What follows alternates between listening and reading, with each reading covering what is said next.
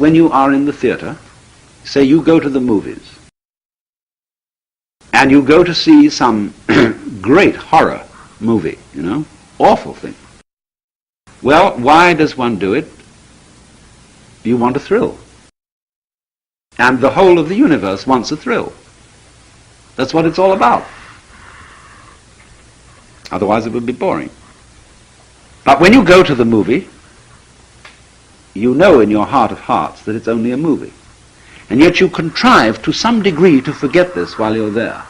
And therefore get scared and feel real creeps. But that's great. Some people like to go and cry.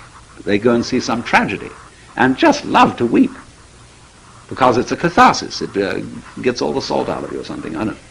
And so you do this thing. And it is, we can say it's vicarious. Yeah. But that is the spirit of showmanship, of play. So one might say then that it is possible in this life to attain a sort of metaphysical courage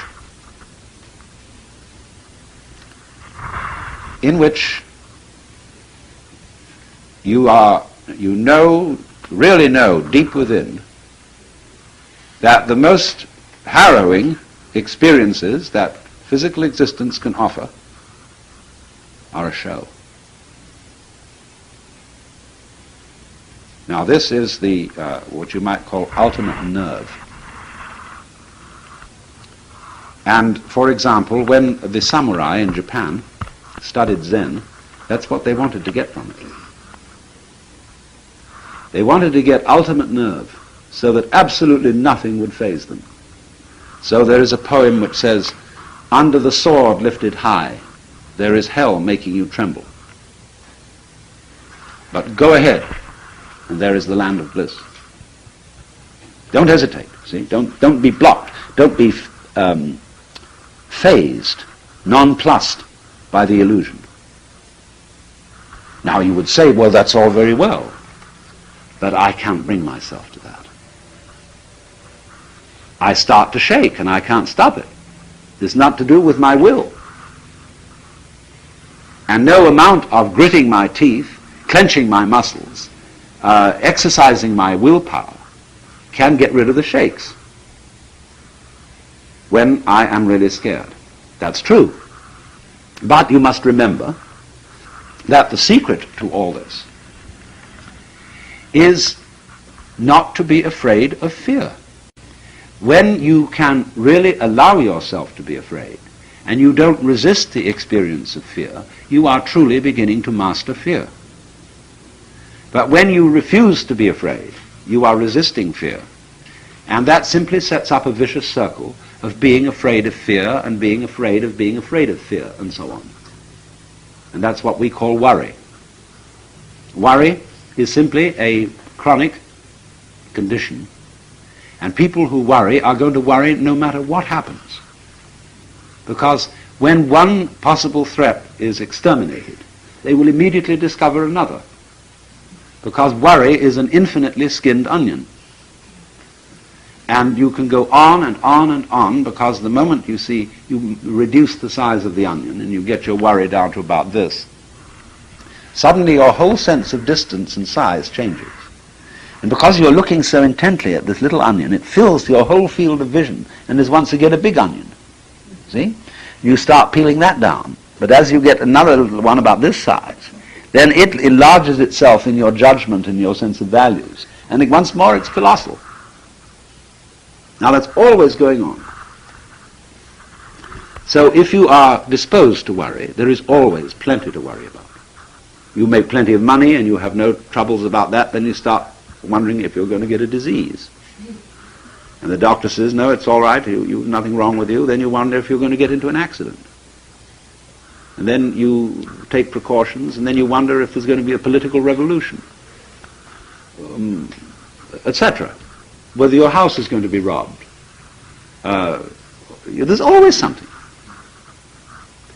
So it is really, this kind of worrying is a completely useless pursuit. And yet, we feel a little guilty if we don't do it. Because it's somehow put into us that a proper amount of worrying is showing a good sense of responsibility. You're concerned. And Paul Tillich used this word concern in a special way. And Quakers always use the word concern. And all people, you might say, who are socially conscious are concerned. So when we say I'm concerned, it means I have a frown on my face. And I'm worried about you, about the nation, about the war, so on. Concerned. And Tillich said, religion is ultimate concern. I am concerned about the universe. And he used this wonderful decontaminated word for God, which he got from Eckhart, the ground of being. See, God still has whiskers on it, but the ground of being doesn't, obviously. And so ultimate concern is to be concerned about the ground of being. Well, now, I don't think I'm not sure about Tillich. I knew him, and he was a very wonderful man. But what I call concern, in the way I would want to interpret it, instead of this sort of frown, is something more like amazement. In other words, that existence is extremely peculiar. I can't explain this feeling because I don't know quite how to ask a question about existence so that I could be said to be wondering about it in some sort of clear-thinking way. It's a very nice thing to consider to yourself, that if you were going to have an interview with the Lord God, and you would have only 5 minutes, and you might ask one question, what would you ask? And you've got plenty of time to think this over in advance. And you realize, question after question, say, no, that's not really the thing I want to get at. It's not that. Like, do you exist? God would say, well, of course. Yes, here I am. Am I having a hallucination? He said, no. Well, how can I be sure that this isn't a hallucination, you see? Well, then you reject all that sort of question. And when you finally come down to it, you don't know what to ask. There is a sort of question in your mind, not so much a question as a questioning. A feeling of, it's all unbelievable. It's amazing. I wonder at it. I marvel at it. It is a miracle that there is anything. But it's like a friend of mine who went to a Zen master, got an interview after a good deal of trouble, an interpreter. And he sat down and said, you know, now I'm here, I don't know what to ask. I just feel like laughing. And Zen master said, well, let's laugh. And they just broke up. So,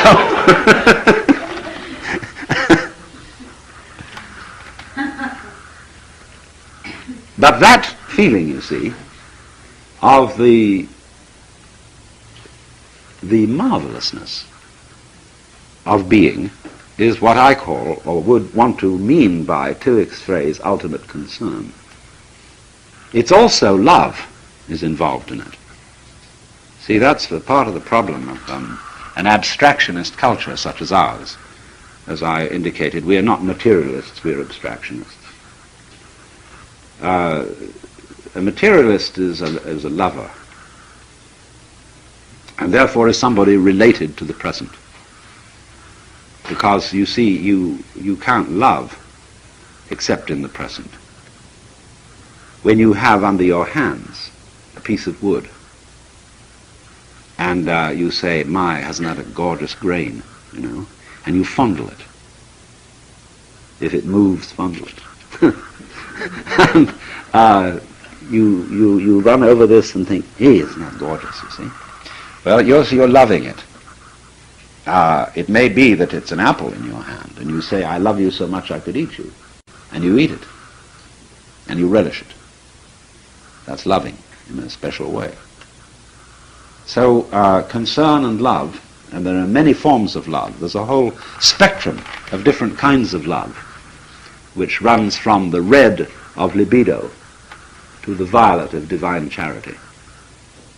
But all of them are equally important because, as you know, you can't have the violet end without the red end, and vice versa. You wouldn't know what violet was unless you had all the other colors. The colors create each other. So it isn't simply black and white.